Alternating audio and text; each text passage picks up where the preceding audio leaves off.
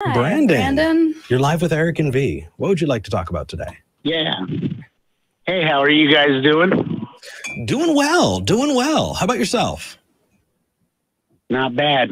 Good. What do you want to talk about? Anyhow, I wanted to, jump onto the topic of irreducible complexity, but I also wanted to, real quick, just address, because most times that I call in regarding prophecy, you always tell me to go back and look at, the former conversations, and and so anyhow, I've certainly done that, and I mean, your best rebuttal to prophecy being fulfilled is time travelers did it. So I'm just curious, what do you think would be the motivation of a time traveler to go back and fulfill prophecies? Sure. So the reason why time travel was brought up is because that requires less assumptions. So if you had a mortal person who could travel back in time and do something, that mortal person, you've got one thing that you're needing to suspend your disbelief for, and that is that person can travel through time. If you have the concept of a God, you have tons and tons of other qualities that you have to suspend your disbelief for. You need to suspend your disbelief for any magic claims, universe creating claims, right? A time traveler does not need to create universes. Miracle claims, all loving, all powerful, heaven and hell, the different stories in the Bible, if you believe those, or other holy books, all of those are extra things on top. It takes less steps to get to time traveler than it does to get to a God.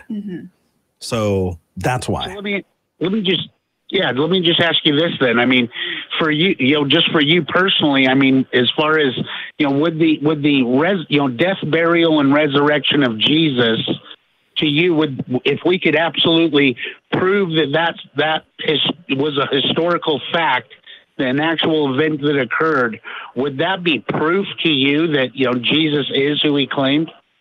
Well, no, it would be proof that they died and were resurrected.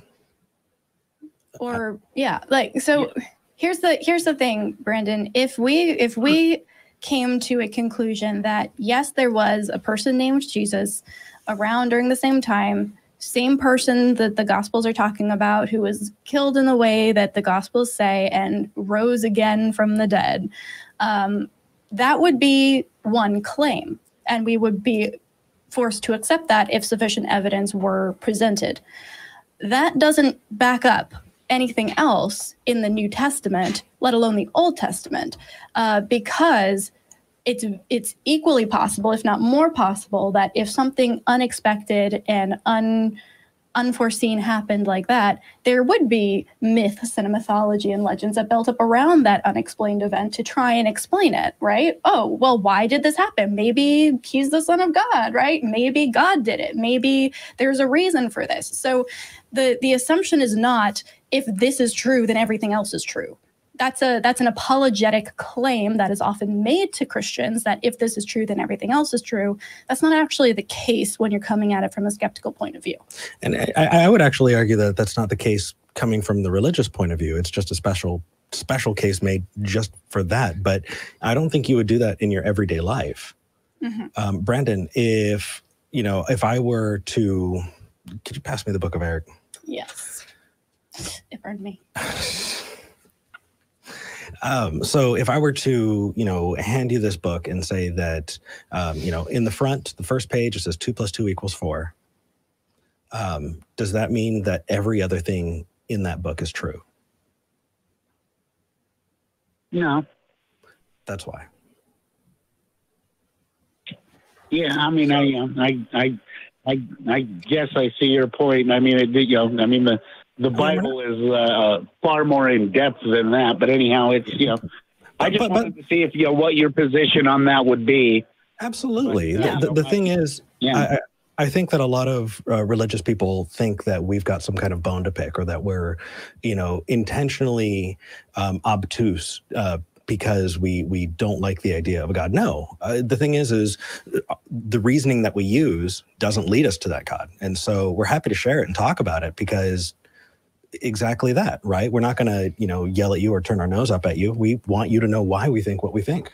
Also, kudos to you for coming up with a question and saying, hey, I'm going to go to actual atheists and ask what their take on this would be. Because a lot of people on both sides just assume what the other person would say and use that as something to argue against. So good on you for calling in and actually asking. Yeah, but you wanted to talk about irreducible complexity. Yeah. Could you give us the argument? Sorry. No, that's okay. Could you give us the argument? That way everybody who's watching, if they haven't encountered this, can follow along with.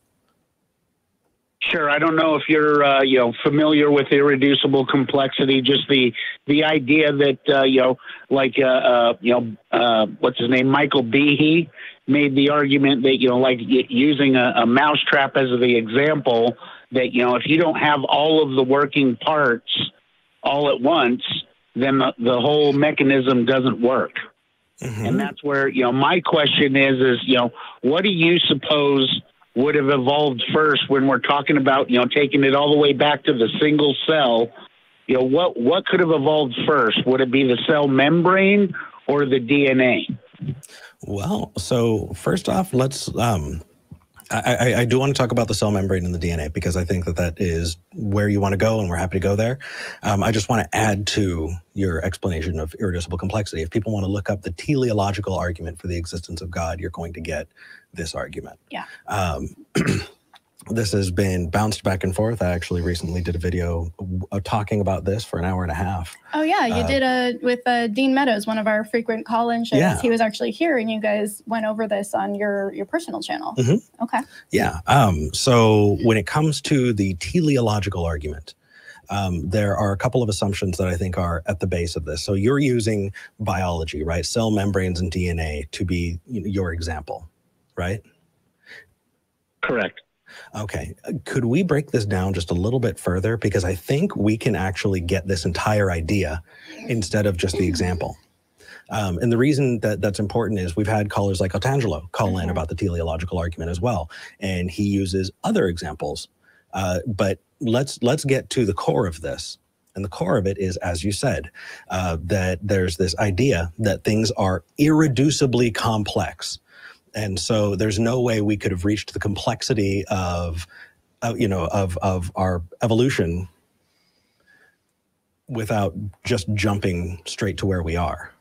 With some of the examples that I've heard. Saying that, if you don't have all of the working parts, then the whole thing doesn't work. So, I mean, the question is with the human being, for example, what evolved first? Was it the blood? Was it the heart? Was it the brain? Was it the skin? Exactly. How did this, exactly. Other examples were, what use is half an eye? Mm-hmm. You have to have the entire eyeball and optic nerve or else it won't work. What use is half a wing? You can't fly with half a wing. And so how do you, evolutionarily get to that? Right? Correct. Yeah. Right. So they grow together. They change together over time. So I want you to imagine that single-celled organism. Right? And imagine that it has a single light-sensitive spot on it. And all it can do is determine whether or not there's light activating that spot. Moving toward the source of the light will move it closer to food. Put a second spot on it. Now we have a little bit of directionality. Increase that and you start to have the resolution of an image. Add color to that and you can differentiate between things. Every step along the way. Even look at the nautilus fish. It's a fish that has an eye with no lens. Mm-hmm. So water actually just goes right into the eyeball. Isn't that amazing and creepy? But there's use for it. Right. The use is if you have that shape, you can tell where the light is coming from, where things are coming from, and have a better directional sense of, your environment. And so we can do that for all of the things. Blood did not evolve independently from everything else. Your entire body was changing, and it's still changing. Some I believe certain jellyfish have vascular systems but no blood. Yeah. So I think the concern here is the assumption that things have to work the way they currently work now, and the way they work now is the best way and the way that they were supposed to work. And yes, in order to get an eye, to be able to see in the way that we see now, we need this kind of eye. But this just happens to be the way we see using the kind of eye that humans evolved. There are other kinds of eyes. In fact, there are eyes that are better than human eyes, and each eye has adapted for its environment. Our eyes do the best job for us, considering what we need to worry about, which is, determining, where food is, interacting with other people who look like us, determining what the shape of a face is, and like all of these things. Yes, we evolved to be able to do that with our eye, but that doesn't mean that this is the end goal of the eye. This is just how our eyes happen to work. And there are other eyes that are less complex, other eyes that are more complex, who don't function the way our eyes do, but still function for the purposes of what that animal needs. Sure. So, but I mean, you would agree that modern advancements in science have discovered that, I mean, just even a single cell is far more complex than we ever imagined from the time of Darwin. Brandon, I mean, that's why I'm saying, if we go, just to the single cell organism, Brandon. And I mean, sorry, Brandon, go ahead. No, I'm disappointed. It sounds like you waited your turn to talk because you didn't respond to what we said, and what we said clued in a lot of what your response is. So it sounds to me, at least, like either you're disregarding what we said to repeat back what we told you, or I don't know, but that does not read to me as listening, Brandon. No, I mean, I was listening, but I mean, we went, from the single cell organism to the eye, and that's where I'm trying to keep the subject as simple as possible, because, I mean, that's where, that's why my original question is what do you think evolved first? Would it have been the cell membrane or the DNA? Because the DNA can't survive without a cell membrane, and the cell membrane can't construct itself without the DNA. Gotcha. I think that is a red herring. Because I don't think that's the thing that's keeping you from understanding and believing evolution. If we could sufficiently answer that question, would you accept evolution, Brandon? What was that? Sorry? If we could sufficiently answer that particular question for you, would you then accept evolution as being true? I mean, it would, I don't know that it would completely make me accept evolution, but I mean, it would, it would compel me to further investigation. Cool. I think the best place for investigation there is a biology class. If you want to talk about, DNA and all of that, we can give you our lay understanding of it, but that is an example of a huge process that we are giving examples of. And so it really does feel like you're stuck on one thing, but the greater point that we're talking about, right? The irreducibly complex part of it. I don't think that DNA is irreducibly complex. I don't think cell membranes are irreducibly complex. Why? Because you can actually have the parts of a cell in protomembranes, right? You can have, what is it? Lipids, fats, be a place where things can gather and stay grouped. You can have RNA without DNA, and you can also have, and I'm probably going to have to do a correction because I know that I'm getting to the limits of my understanding here. But small changes, small benefits are better than no benefit. And over time, those do add up. And also, I do want to make it clear that nobody is saying there was a single cell that evolved at a single point in time. This is a product of thousands, if not millions or billions of these possible lives. One of them which came into life, maybe a couple. Like, this isn't yes, once there was one cell and then it became one thing and then that thing became one thing. It is the result of a large enough body of potential life that coincidentally all of the things came into the right.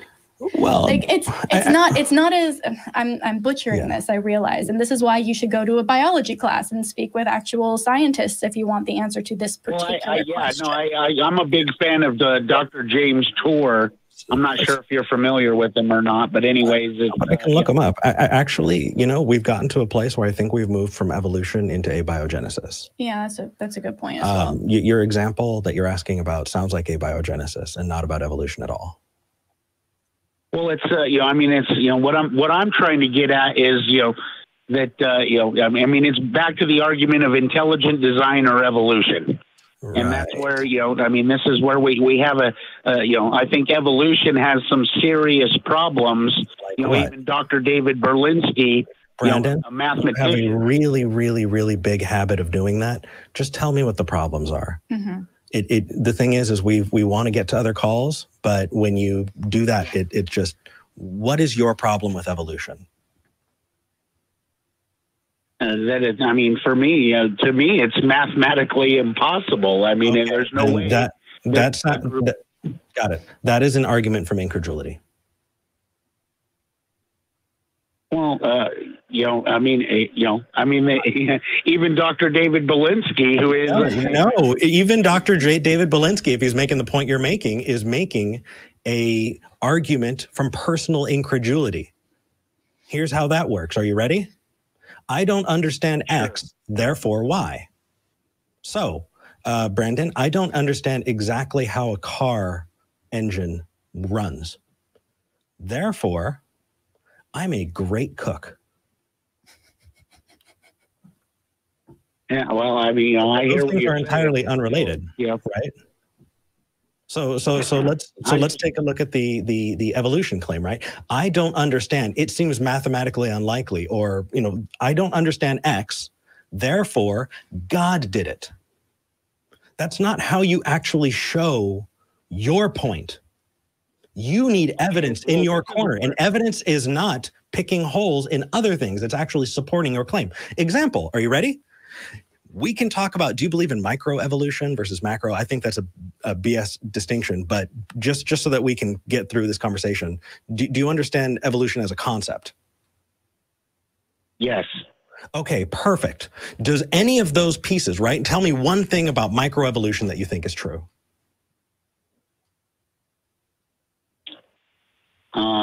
Yeah, I mean, for me, my perspective is that, you know, I don't really believe in evolution, but I do believe in advancement of species.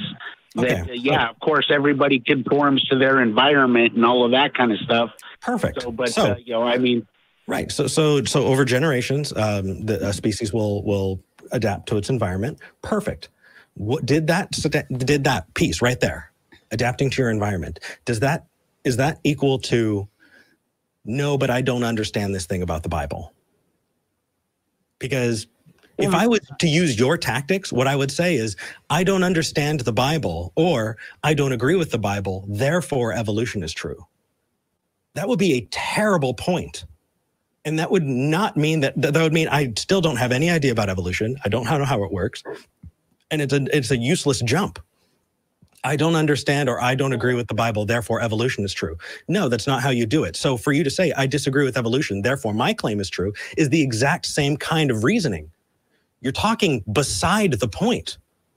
Do you have evidence for intelligent design? You know, I mean, I think there's far more evidence for intelligent design than there is for evolution. Show me one. So, but Peace, Brandon. Show me one. DNA. Just DNA itself, you know what I mean? What about DNA, Brandon? Explain to me how. Oh, I don't know, therefore I'm right. Try again. What is evidence for intelligent design? Because you're giving me, and that was another argument from personal incredulity. You need to explain to me X, therefore, otherwise I'm right. Brandon, you need to explain to me quantum mechanics, otherwise I am right about all of my assumptions. That is not how it works. Well, you need to support your own claim. What is the support for your claim? You say there's more evidence. Give me evidence. I mean, you know, to me, it always goes back to Jesus. And no. Go back to evolution. What is your support for intelligent design? That, you know, I mean, DNA is the support for intelligent design. A book cannot write itself. Show me how intelligent design creates DNA. Because it's, I mean, how would you explain a group of random? No, don't toss it back. No. How does intelligent design create DNA, Brandon? Own this for once. You have the floor. God You've got the created DNA. I mean, you know, I mean that's, you know, I mean, God created the code of DNA. I mean, even just using the word system already depicts. Beside the point. No, besides the point. Let's not enter into. Let's not do linguistic pragmatics today. I haven't had enough coffee. So again, beside the point. So far you said God did it. Is that how intelligent design creates DNA? I mean, I would say that's a serious thumbprint of no, it's not. No, God did it is not an answer for anything. For anything. Let me give you an example. If you were to say God is able to create these things, right? They're able to create these acids. They're able to create these different building blocks. And through this, right, I'm asking you how God did it, not just that God did it, because that is a non-answer. Mm-hmm.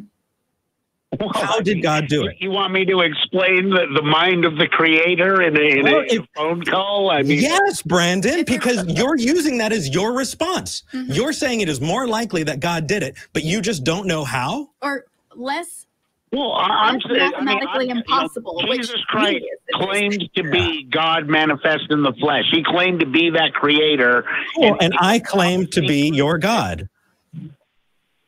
Yeah, but you don't have prophecy to prove your claim. I wrote the Bible, didn't I? I also wrote the book of Eric. And rise from the dead to prove your claim. Yes, I did. Jesus never said anything about evolution. No, and ever. And also, ever. If you're just positing claims, if you're just talking at people, and you're not asked to support your claim, then we can just do this all day. Mm-hmm. We can just do this. What I'm doing is showing you that it's pointless. It is pointless to just assert things without evidence. You actually need to show. Okay, I'm trying to, kind of do like simple, like a mathematical process here. As far as if you take, claim number one, let's take it, to the foundation of my claim that there's a creator and we didn't just evolve from a bunch of random chemicals that somehow chemically coded DNA. No, the somehow chemical. Wait. Okay, so here is where I'm getting hung up. One of the many areas I'm getting hung up is there's a circular argument here that we're not addressing, right? You are saying, I am making a claim about a cause using the effect that I'm claiming proves the cause. You can't say God exists, therefore DNA, and DNA, therefore God. That's circular. So if you want us to agree that God is a viable option for DNA, you have to prove that independently of whether or not DNA exists. You have to prove that that's an option first and then use that as an example of DNA. But you can't go in a circle like that. Or you can work backwards. You can work the other way too. Yeah. So you can study DNA, and you said that there's a thumbprint for God. And so if you were to trace that and actually find the mechanism by which your God created DNA, how that is involved, then we could get to prove the God. Because I think that's what you're trying to do. Right. But you can't say... ultimately, yes, I'm trying to, I would love, I do care about you people. That's why, I would love to be the guy that leads you to Jesus Christ, to the real Jesus of the Bible. I'm sure you would. And the funny thing is, Brandon, I got to tell you, I'm watching the comments, the live chat, and people are saying, why is Eric so mad? Brandon, I think you understand me. This is fun. I like this a lot. This is something that I could chew on all day long, and I have got no problem with you. I'm not angry at you. It's just I am excited about the subject matter. Well, see, this is why my initial call to you is why I start at Jesus. To me, he is the foundation because the claims that he made, he claimed to be the Son of God. That would also imply that there is indeed a creator. You know what I'm saying? If he's the Son of God, then that would imply God exists. It's the same thing that I harp on every time someone says that. Jesus never claimed to be God. John claimed that Jesus was God in one of the Gospels.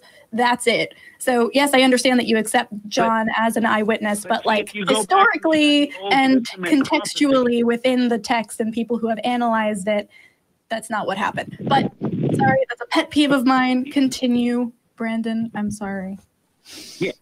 Real quick, though, I mean, this is why Old Testament prophecy tells you that all of this is going to happen, that God is going to become a man and lay down his life to fulfill the law as payment for our sins. Where in the Old Testament does it say that? Okay, hold on. Before we do that, can we agree that we've completely moved away from your claim? Because it sounds like we asked you to support your claim, and then you changed the subject. Sure. Your claim. Yes, we've moved away from my initial claim of irreducible complexity. Can we agree that the conversation changed when we asked you to support your claim? Well, I mean, but you're asking me to, describe the mind of God in a phone call. I don't know I don't know the exact way that he created DNA. Using DNA is a really poor evidence, isn't it? Right. If you don't understand it enough to explain it, then why is it a linchpin of your belief system? That seems like you're just parroting something someone else has told you. If you can't explain it to us, then how are you explaining it to yourself?